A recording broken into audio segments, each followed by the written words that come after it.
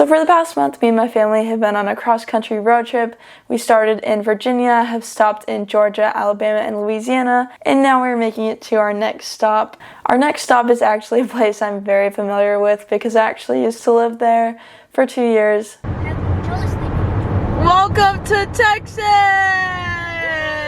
Yeah. If you do go to San Antonio, I definitely recommend that you go to the riverwalk.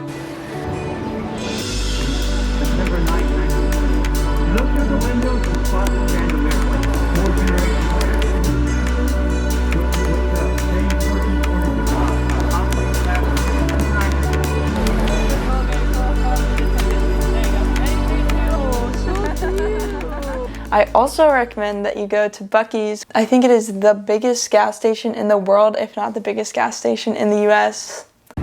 Come on, this is the biggest gas station in the US. You can find this one. So that's what we did. That was like the touristy side of what we did in San Antonio. I also went to high school in San Antonio when I was a freshman and sophomore. That's why I wore the shirt. Brennan, class of 2021. I did get to go and walk around and kind of see what it looks like. It's actually funny because it looks the exact same. So even though so much in my life has changed since I moved from San Antonio, the school itself looks the exact same. I'm about to show you a place where I got yelled at a lot in high school. This is where I came and played soccer. Had all my practices here. This was the girls' field. And over there, that was the guys' field. This is where my high school experience happened pretty much. Because after I moved, I for one hated my other high school, and two, COVID, so I didn't really have this was like my high school experience here. And I loved it. It was so much fun. And the goals went right here, right there. And if you kicked the ball over the goal, you had to go chase it in the woods. And if you kicked the ball over this way, it was gone. But it's like so crazy to be back here. Just feels very weird because I didn't finish high school here. The school doesn't have enough space for all the classes, so some of the classes are out here. This is Brennan High School, the back of it. I couldn't say that many bad things about this school because I honestly loved it. I like college too, but high school, like in its own way, was a lot of fun. This is like the bus loop. Freshman year, I waited for the bus. I waited right over there for the bus. I miss the bus sometimes.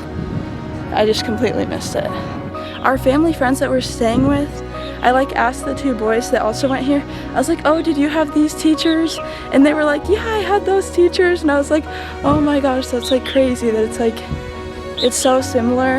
It hasn't been that long. It's only been 3 years, but to me, it feels like it's been forever since I went to school here. This is what the halls look like. This is the parking lot. This is the first place I ever drove. Right here. So I came from a really small middle school and this was huge. When I moved here, I was terrified. I was like, it's so big, I'm not gonna be able to do it. And then I made so many friends and loved it. So don't be scared of a big school.